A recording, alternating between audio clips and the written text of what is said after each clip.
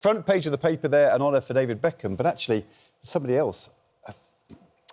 We would like Samir Zitouni, 48-year-old member of the train staff on the train on Saturday night, to be given the George Cross or George Medal, the highest award for civilian bravery for going above and beyond, saving people's lives. We now know he saved people's lives. Police say that they have seen the CCTV, heard the Transport Secretary say that. We've heard the Home Office Minister in the House of Lords say that as well. And sources revealed to Good Morning Britain he grabbed a frying pan and used that to fight him off. Heroic. And there's no doubt that action, selfless, brave, not think of anything else but to try and protect other people, almost certainly save people's lives. Amazing. And he's still critically ill. It was life-threatening injuries at the beginning, and he didn't think about that. What he was doing was protecting his passengers, and I think it's remarkable. I do. It is heroic, and it moves you because you have a terrible event, the darkest moment, and then people step up, and ordinary people just become extraordinary. And he could have saved himself and ran, but he didn't. He stood and saved others. And, you come back, you always hope you would be like that, or you'd be like the Nottingham Forest fan. Stephen Crean, yeah, all those people, but nobody knows until you're in that situation. Some people are wonderful. I see he's been described as a British Arab, so he's making news around the world. It said on social media he was born in Algeria. He's worked for 20 years on NER, and he's almost certainly a Muslim. And I think we should just remember all those things as well when you see some of the hate and bigotry online. So the managing director of LNER, David Horn, said in a moment of crisis, Sam did not hesitate as he stepped forward to protect those around him. His actions were incredibly brave, and we are so proud of him and of all our colleagues who acted with such courage that evening. And I think we would add our thoughts and prayers to those of the train company. Remain with Sam and his family. We continue to support them and wish him a full and speedy recovery. And in fact, his family have also spoken out in a statement. We're immensely proud of Sam and his courage.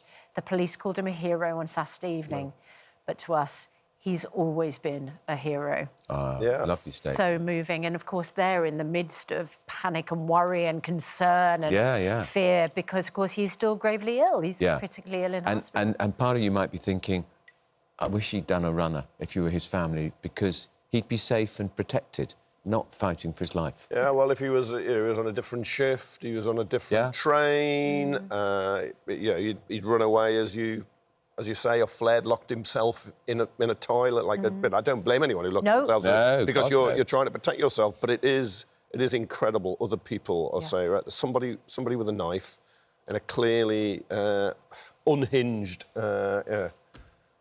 state of mind, and they confront them. The George Cross would be, or the George Medal would be the perfect trip to the George Medal. Yeah. High civilian gallantry. They will also have CCTV footage. Now, that'll be shown in court when the case goes on, but you will actually see his actions there. Sometimes when there's an event, you're not quite sure what happens. Here, those trains, they're a lot safer, actually, day to day because of all the CCTV, so there's less trouble because the people would normally know they're likely to be identified, more likely to be caught. In this case, it hasn't happened of being a deterrent because of the state of mind of the well, we don't know, attacker. do we? We don't know what the state of mind. We don't know the motive. Obviously, there's an active case going on. You're right. CCTV. We're often talking about surveillance culture, privacy concerns, but we know that the CCTV has captured what happened with Samir and the way that he grabbed the frying pan and defended the other passengers, which is just extraordinary. It's the stuff of movies, actually. Yeah. And can we contrast it? I mean, Samir Zitouni, what a brave man doing his job on that train with the front page of The Guardian. NHS bearing brunt of ugly racism-worn streeting. Ugly racism is becoming increasingly commonplace across modern Britain. NHS staff are bearing the brunt.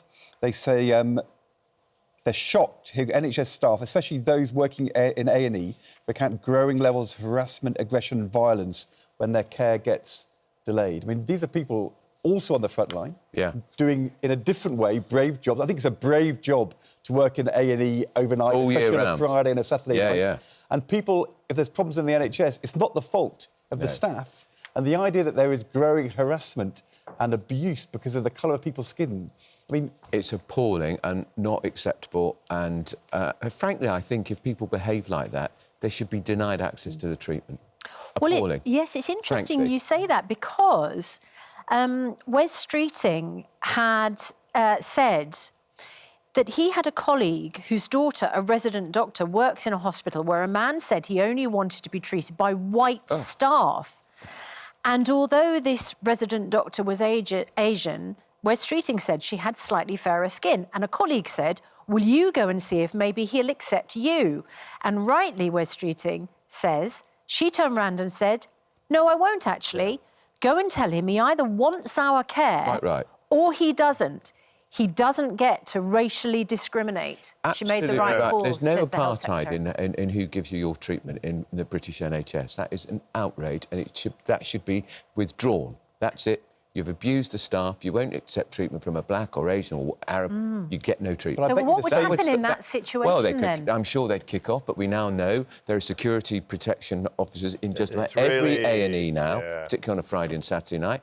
Throw them out of the hospital. And there are police. I mean, having to turn. You've got to take a stand here. There's no point just wringing our hands in despair. We've got to make a stand against this. I share the sentiment. If you're going to go in and you're going to be abusive and you're threatening other patients, they're waiting in the waiting room, and it can become really frightening when you've got people who are kicking off. Sometimes they're drunk, sometimes it's drugs. Other times it's mental health issues, which is more difficult to deal with. And then would you want to deny treatment to somebody who is mentally unwell? Because if you do that, they can make it worse. But you can't discriminate. You can't say, I want a white doctor or a black doctor. But do you think... no, you just can't do that. But is something happening in our culture, as The Guardian front page suggests, which means that these are... that it's reminiscent of the 70s and 80s in its ugly racism. Something's happening, which means that when people get frustrated, they are lashing out about race and colour. By the way, the people lashing out will be the same people who will be then saying that Samir Zitouni did an amazingly brave thing on that train. It's sort of the contradictions, but it's like it's becoming acceptable to say things which we didn't say 10 years ago. Yeah, I think public life, the public realm is turning nastier. It's how we turn it back, and it's becoming more divisive. There's more bigotry, there's more racism, there's more hate. There's a kind of atomisation, and people just don't feel part of communities in the way they used to, and we somehow got to pull that back. And we need to honour our heroes, including him, and also just taking a stand, and being reasonable about it. I just want to ask about the ethics of the taking a stand in hospital, in A&E.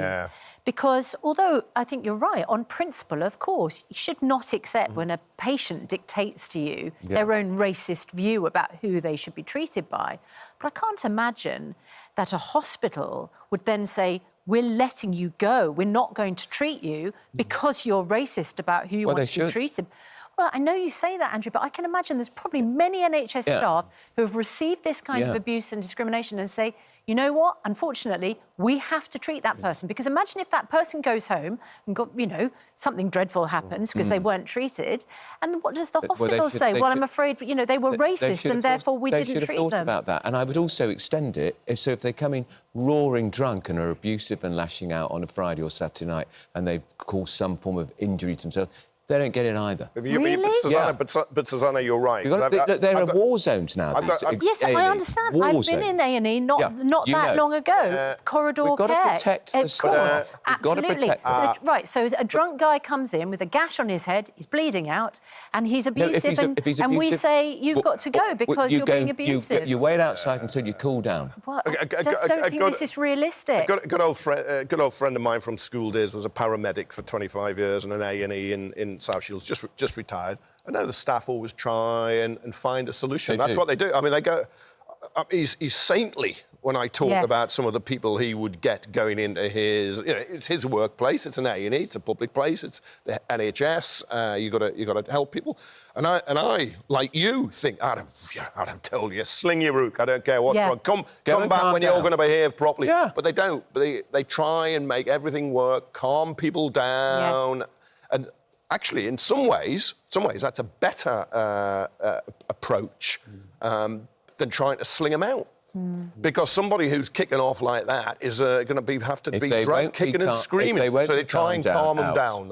And they're very good at it, but they shouldn't have to do that. I'm just afraid that if we have a zero-tolerance policy, you don't treat a number of the people who come into A&E, and then that in itself is a problem. Of course there should be zero tolerance of bad behaviour, abuse and racism, but I can just imagine that our NHS staff say, unfortunately, that would lead to an unfortunately large number of people perhaps not being treated. They're going to continue to have to endure this relentless, racist, violent abuse, and it's unacceptable. But let's talk about what zero tolerance means and where it really matters, because, I mean, there's always been people who are hardcore racist, but actually I think what people are worrying about is this becoming more widespread. And the truth is, in a social media world, where people are reading things online much more, where they read things which wouldn't have been said to before, they're reading them, maybe they're even writing them, and then it gets into the language. And if you have a social media world in which it is acceptable, because there's not zero tolerance online, on X or on Facebook, for people to write these things down and then read them, that is what then leads to those things being verbalised. So if we're going to have zero tolerance, I'm all for zero tolerance about the guy who comes into A&E and is abusive, but I think we should be pretty zero tolerant about people using racist language on Twitter too. Yeah, but we've had this conversation so many times. The social media companies take no responsibility. But it's where it comes from. Yeah, I agree. I mean, I'm not normally for blaming social media because I think that's easy, but I think in this case, we're making a language which had gone, come back again. Yeah, I went to a briefing by the community group Hope Not Hate, who said the polling is pretty consistent. There's about a hardcore of 1 in 10 Brits who are hardcore racists. How many? About 1 in 10. Like send them all back. Shocking. Have they got evidence for that? Yeah. Sorry, just go over those figures again. About 1 in 10 of the country is hardcore sending back. No. That hasn't grown. That hasn't grown. 10% of the country What's changing is a lot of other people are being caught up in this and becoming very racist. That seems like a but huge I saw, proportion of people. That means that's millions. Well, and also, for every 10 people we know, you're saying one of them says hardcore, disgusting, racist language. I'm afraid everybody in Britain isn't somebody you'd want for a neighbour or a colleague or a workmate. I'm afraid Britain has never been heaven. It's just how we've managed these problems, but it's spread. And there was, I saw separate polling which showed people are asked, what's the big issues in your area, where you live, your experience? And I'll do round figures, about one in four cited immigration. But the top 3 issues you can imagine were the economy, services. But when the same people were asked, what's the big issue nationally? Half of them said it was immigration. So that is in part from looking on social media, media diet, politicians. So all that rhetoric and all that hate is making the problem seem bigger nationally, but your local experience is no. Now, the 2 figures should correspond, because if you add all the localities up, that would be the national picture. But people think migration, race is a bigger issue, refugees, asylum seekers, nationally, than it is where they live. OK. Yesterday, we were sitting here at 8:09, and still sitting here for quite a long time, listening to the Chancellor, Rachel Reeves, talking about... Not sure I was listening the whole time. I might have dozed off. We were listening to her describe to you, Andrew, who's to blame for the state of the economy. Apparently it's not her. And also talking about the national priorities. And she said that for all of us, there are 3 major national priorities, and they are the NHS, protecting the NHS, we talked about that this morning. They are cost of living, talked about that this morning. And they're about cutting debt. Apparently, all of our national priorities for the government to cut its debt. And as a result, we're all going to have to play our part, and we're all going to have to see our taxes put up. She didn't say the last bit out loud, but I think we all understood that that's what she meant. Andrew, is your national priority that the government should cut debt? My priority is to sort out the cost of living crisis, which means a lot of people watching this programme are going to struggle to put their heating on this year. They're worried about the food bill. That's the problem. That is the priority for this country. But I think you might throw in secure our borders. And actually, maybe we ought to tackle crime and knife crime in the streets. And maybe we should make sure that every child gets a good education so they can learn and get a good job. I wasn't sure that those three priorities would necessarily be the priorities which would be the priorities of most people. In fact, we know the polls say they put controlling the borders top. Yeah, and when she talked about cutting national debt, went on about how the Tories allowed debt to rise. I don't remember her in opposition ever saying to the Tories, cut debt, ever. The Conservatives got elected. It's a new mantra. In part in 2010 by hammering on about debt, national debt. It was a fraction of what it was after then compared to the Conservative era, where it ballooned, and they failed to get the national debt down despite austerity because you couldn't get economic growth. But no, if you were saying what are the big three priorities, cost of living, number one. Yes. Way out front. You see that around the world. We've just seen in New York, right, a 34-year-old self-declared democratic socialist. He's a Muslim, he was born in Uganda, is now the mayor of New York because he made the cost of living his number one issue. Free buses, free childcare. So how do you fix the cost of living by putting everyone's taxes up? That makes cost of living worse. If you put everybody's taxes up, as you say, Susanna, you don't. No. Right? Now, on the plus side, she can point to interest rates. There's been 5 cuts. She can point that wages consistently, average earnings are consistently going up higher than inflation. I think we've seen more wage growth in the last 10 months than we saw in 10 years, but people are still struggling, and they're feeling it's going to take... The wage growth, Kevin's been in the public sector. If you've been... No, wages are going up higher in the private sector than they are in the public. That's a myth. Inflation They're going up higher in the means private that sector. Prices are higher. Well, it's 3.8, I think, last And the time. trouble is that yesterday she wasn't clear about what she's going to do. Everyone hears, the message is tax rises. We all have to do our bit. She didn't say those with the broadest shoulders have to do their bit.